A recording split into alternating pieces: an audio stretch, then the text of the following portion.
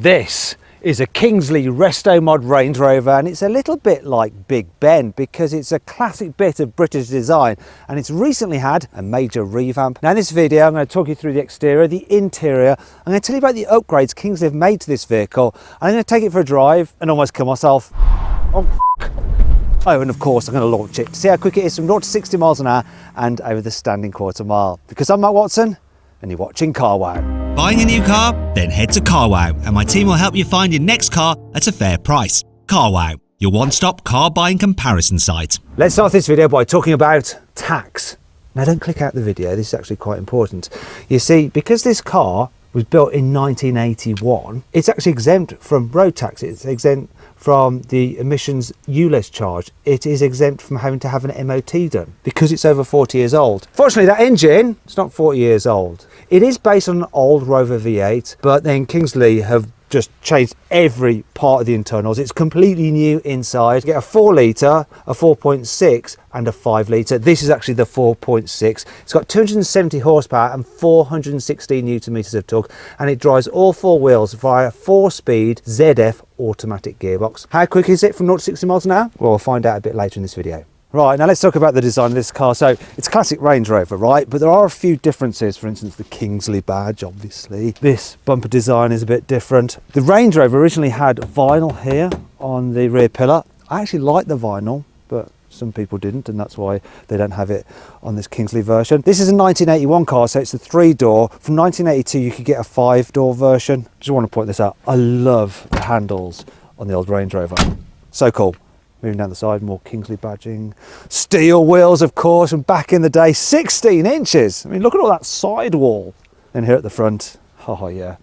Look at that classic grille. Looks awesome. Though it does cost quite a lot to look awesome. This thing costs £125,000, which is about what it'll cost for a very top spec, latest version of the modern Range Rover. But then there's a load of man hours gone into fixing this thing up, tweaking it, and of course it's rather rare. Now if you're thinking about buying something like this, or any car for that matter, you probably need to sell your current car, and you can do that through CarWow. All you have to do is click on the pop-out button up there, or follow the link in the description below, upload some photos of your car, put in a brief description, and our dealers will bid on your car to make sure you get a good price for it. Now if you want to do that at a later date, just simply Google "Wow Me CarWow" and we'll wow you. Now you may not know, but behind these original wheels are some very non-original brakes. You see, while Kingsley will sell the car with the normal Range Rover brakes, but refettled, you can actually pay an extra £7,000 for their upgraded big brake kit. Now that includes ventilated discs and 6-piston calipers up front and at the back. So what will that do for the car's stopping power? Let's find out. Okay, let's see how long it takes to stop this thing from 70 miles an hour, which is about 112 kilometers an hour. Let's do it. Here we go. Oh, it doesn't have ABS. I didn't realise. I thought it had ABS. That was scary. Let's try it again, but without crashing. And I'm going to take more care now that I know it doesn't have ABS. Let's get to 70 miles an hour, 112 kilometers an hour. That should do it. Now let's brake. Just wants to come round all the time. Whew, I had to lift off a bit there, do my own ABS. Took 71 meters to stop.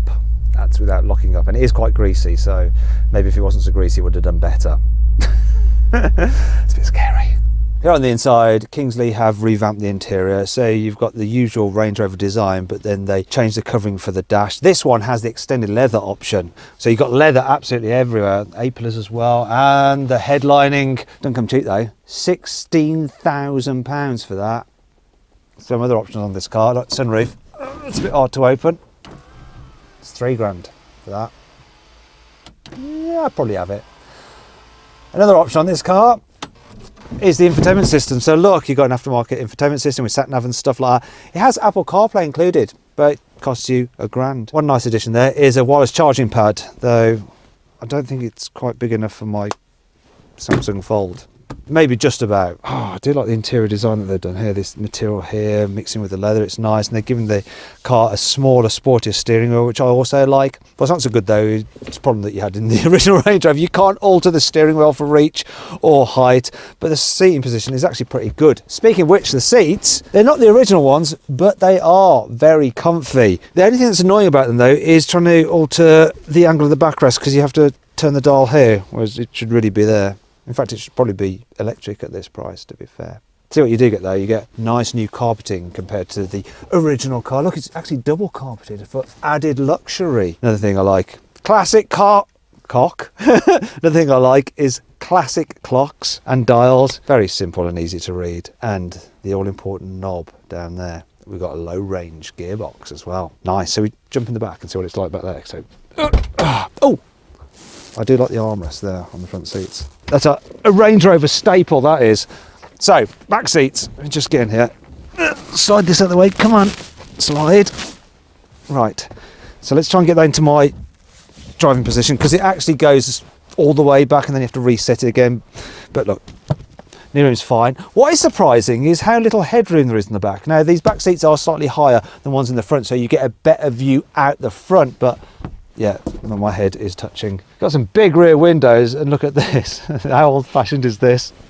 That's a bit stiff and won't open properly. I think that needs some adjustment there. What Kingsley have added here in the back, which you don't get in the original car, is this. Look, never had an armrest here in the back, which is quite a nice feature. And there's even a USB input there for charging your mobile phone. Where? Oh, classic 1980s for the win. We have an ashtray. Remember back in the days when people smoked? Nowadays everyone obviously vapes instead, don't they? Oh, and the carpet's nice and thick back here as well.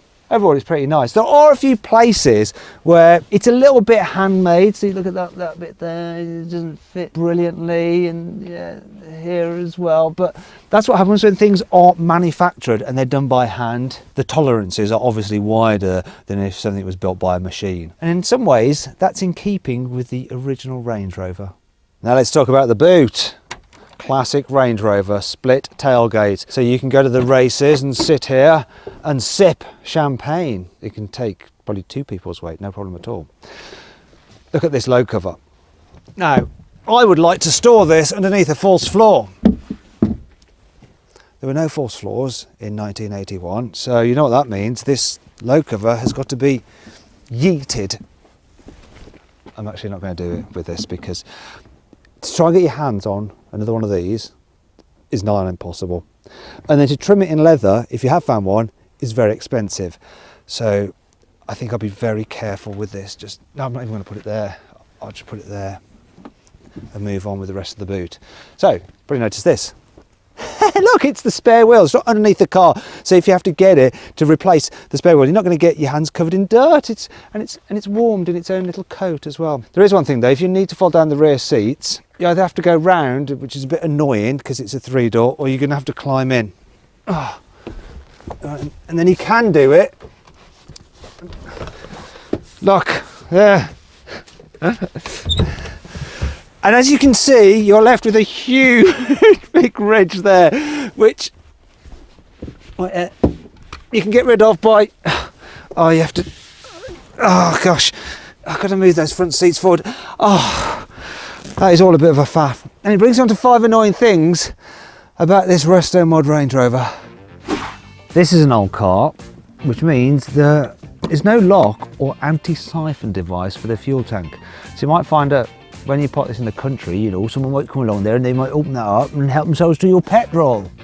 When you look in the side mirror, the window frame on the driver's side gets in the way of the mirror, so you actually have a blind spot in your mirror, which is just odd. Being an old car, all the doors and hatches take a firm hand to shut them properly. It's really annoying. Look. So, is it shut? No. Is it shut? No, not properly. Let's have another go. Is it shut? No, still no. Finally, I think I might have just broken the glass. The electric windows go up and down at different speeds. Now, can you guess which one is the quickest one? Is it the driver's side or is it the passenger side? Quickly vote in the pin comment. Right, now we're going to have a race. I'm going to put them down and up again. 3, 2, 1, go. That one's down. Come on. Come on. Come on, window. You can do it. Oh, go on. Go on. Oh, it doesn't sound good. Oh, I think it needs greasing. You can get this car with parking sensors, which is handy if you're used to modern cars and you don't want to accidentally damage your classic. Problem is though, if you want these metal bumpers, you can't then have the parking sensors because this will interfere with the sonar. However, that brings on to 5 cool things about this car. You can get a reversing camera for the car, which means that you shouldn't have any problem with reverse parking regardless of which bumpers you go for. Unlike the original Range Rover, the chassis has been galvanised so it won't rot. The old Range Rover was pretty noisy when you were driving. You could really hear like the engine noise, road noise and all that kind of stuff. So Kingsley have fitted this one with a lot more soundproofing. So it does mean you can still hear the engine with the door shut, but it's just not as intrusive as it would have been if the car was original. One of the problems with old cars is the headlights. They are rubbish. You can't see anything at night really. Thankfully, this car is fitted with proper LED headlights. They may look old-fashioned, but they've got modern tech in them. So you can drive at night, dark lane, and see exactly where you're going. Thank goodness for that. Kingsley have done a bunch of work to make this car better to drive than original. So they fitted new suspension, it's got new coil springs and new dampers. You see, a replacement damper for an old Range Rover like this is about £30. Replacement one for this particular car, £500 per corner. They've also rated the car's bushings to make it ride better, but also be more comfortable. And you get a limited slip differential at the rear. You didn't get that on the standard car. Okay, let's see what this Resto Mod Range Rover is like to drive. First thing you notice is the visibility. Old cars with their thin pillars, loads of glass, great view out. Apart from the door mirrors sort of being a bit small for this kind of car really, and a bit low down. Other than that though, yeah, brilliant. Do you know what, there's something special about just cruising around in this. First of all, the engine noise. So there's nothing artificial or fake about it, it's just got like that kind of hefty V8 sound from the past, and I like it. I want to drive it one-handed, come on, take care Matt, do it two-handed like you're supposed to. Another thing I want to talk about is the suspension. So I'm going over some real awful bumps. Now I do feel them through my bottom, but it's not terrible.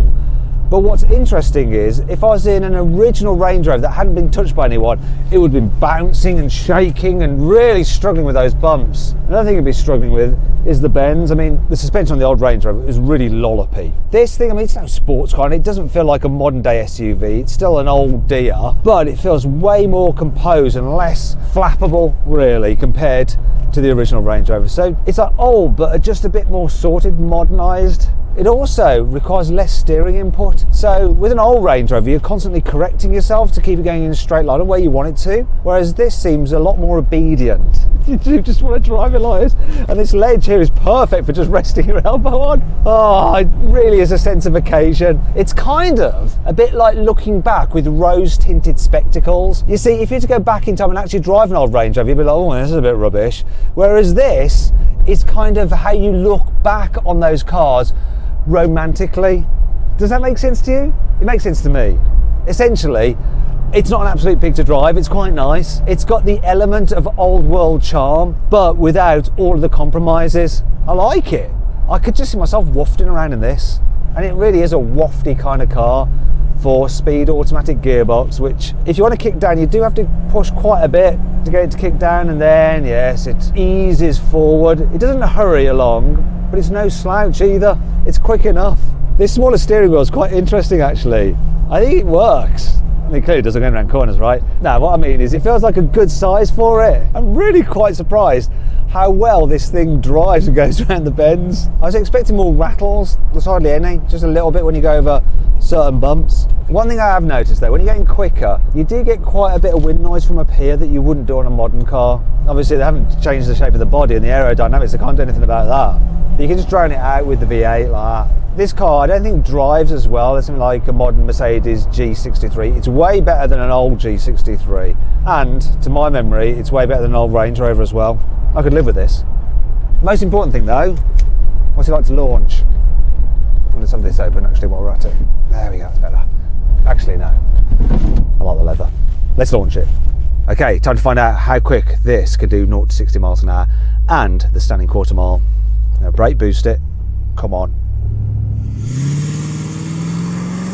Nice traction off the line. It's got one of the longest pedals in the world. Here we go. 9.73 to 60. What's the quarter mile? Whoa, I hear that old V8. 17.38. Oh, just slow it down. Leisurely, but not completely lethargic.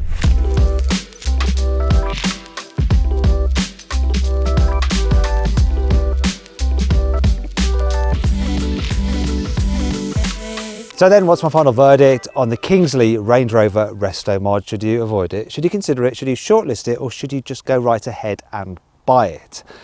Well, it's a bit of a tough one on a car such as this, because you either want one or you don't. And if you do want a Range Rover Resto mod, really Kingsley are the only people to do it. And I have to say, I have really enjoyed driving this car, and it looks cool, doesn't it? Anyway, I hope you enjoyed the video. If you did, please give it a like. If you didn't, give it a dislike. Let me know what you think of these kind of resto mods in the comments below. Click on those windows there to watch more videos. And if you click on that box there, you can sell your car through CarWow. It's free and easy to do.